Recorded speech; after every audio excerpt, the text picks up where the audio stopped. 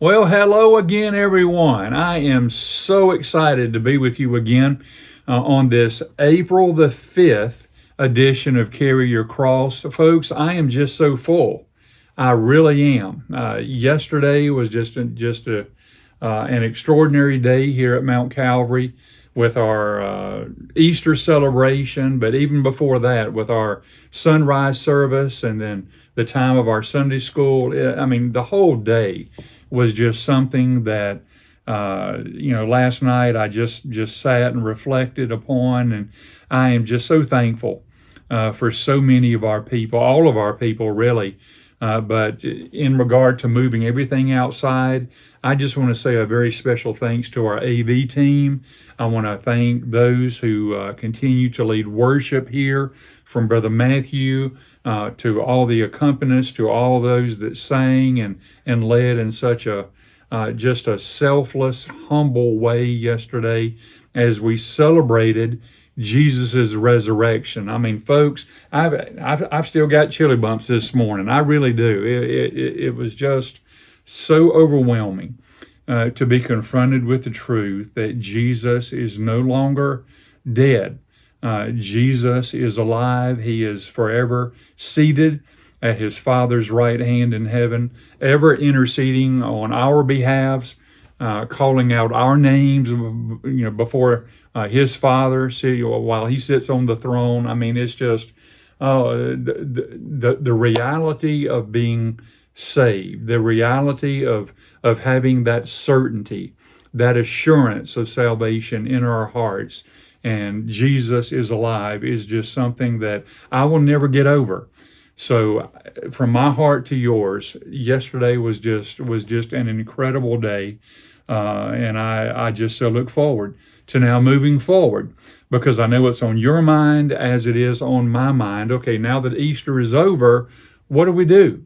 How do we move forward? We were standing on the mountaintop yesterday.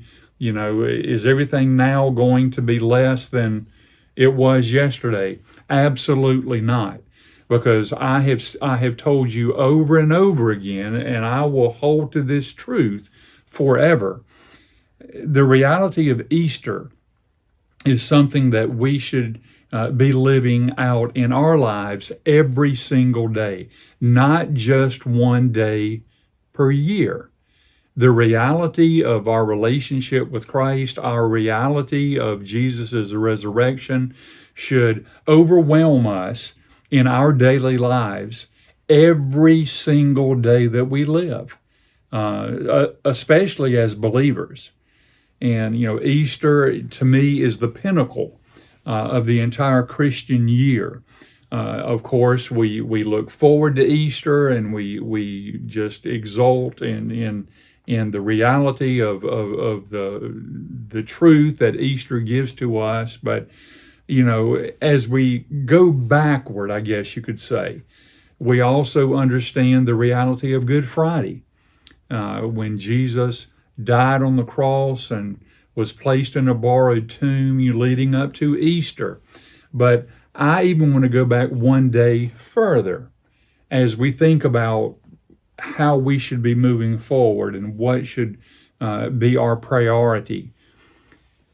The day before Good Friday, of course, is Thursday. In the Christian vernacular, we refer to it as Maundy Thursday. Maundy is taken from the Latin word mandatum, which literally means command. And we find the story of this particular command in the Gospel of John. I'm going to be reading from chapter 13. The Word of God reads, "Now before the feast of the Passover, Jesus, knowing that his hour had come, that he would depart out of this world to the Father, having loved his own who were in the world, he loved them to the end. During supper, the devil having already put into the heart of Judas Iscariot, the son of Simon, to betray him, Jesus, knowing that the Father had given all things into his hands, and that he had come forth from God and was going back to God, got up from supper, the Last Supper, of course, and laid aside his garments, and taking a towel, he girded himself. You see, sometimes in the midst of all the fanfare of Easter, we forget about this particular just humble time that Jesus had with his own disciples. He wanted to be with them. He wanted to have this one last time of fellowship as they partook of the Passover.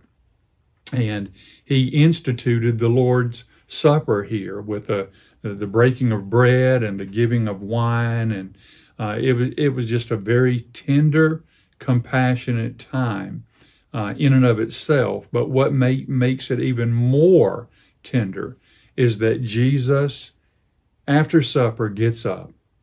He girds himself with a towel, and the Word of God continues in verse 5. Then he poured water into the basin and began to wash the disciples' feet and to wipe them with the towel with which he was girded. And then if you skip down to verse 12 of chapter 13, so when he had washed their feet and taken his garments and reclined at the table again, he said to them, do you know what I have done for you, or to you? You call me teacher and Lord, and you are right, for so I am. If I then, the Lord and the teacher, washed your feet, you also ought to wash one another's feet. For I gave you an example that you also should do as I did to you. He's reaching their hearts. Even in the midst of Judas, the betrayer, being seated at that table, Jesus and his example was something that I believe all of the disciples would never forget. They would go back time and time and time again to embrace that moment, to embrace that particular time in history when Jesus, knowing that he was headed to Jerusalem to die on the cross, he was pouring his life into their hearts and lives one last time. He was investing all that he possibly could within each of their hearts and lives. And the command that I'm talking about, if you flip over to verse 34 and 35, you will find it.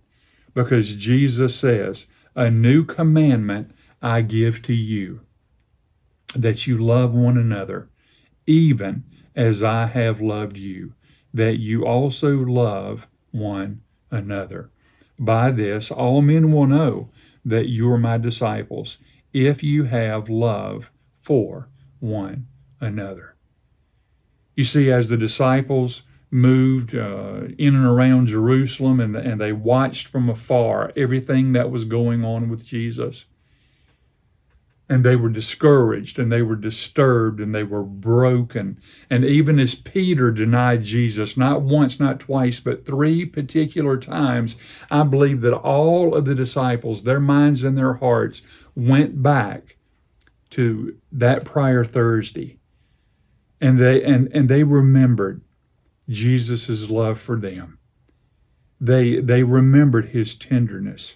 They remembered that the Messiah stooped to the level of a servant and actually washed their feet. And you will remember that Peter said, Jesus, you're not doing that. There's no way that you're going to wash my feet. And Jesus says, well, I'm not going to have anything to do with you then. And then Peter changed his mind and said, well, wash everything upon me. I wonder if that particular situation was going through Peter's mind as Peter denied him. Every single day we have that same opportunity, do we not?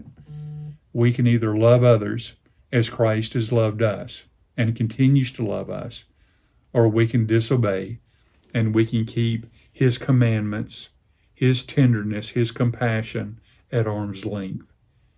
I pray now, as Easter is over, the day of Easter is over, I pray that the reality of Easter is something that will continue to stay with you each and every day. Reach out to someone who is hurting. Minister to someone who is broken. Forget about yourself and place others' needs before your own needs. Love one another as Christ has loved us. That's the reality of Easter. That's the reality of this particular command that was given on the prior Thursday before Jesus died. That reality continues to spur me on, and I pray that it does the same for you. So until next time, this is Pastor Lane Collins, right here at Mount Calvary Baptist Church. I continue to pray for you and your family, and I love you. And I so look forward, if I haven't already, to maybe meeting you and your family in the days ahead. Please know that you are always welcome here at Mount Calvary, whether in person or by way of social media. We are thinking of you. We're praying for you. And I am just urging you to continue to carry your cross and to influence the world in regard to Christ's love. Until next time, know that you are loved. God bless you.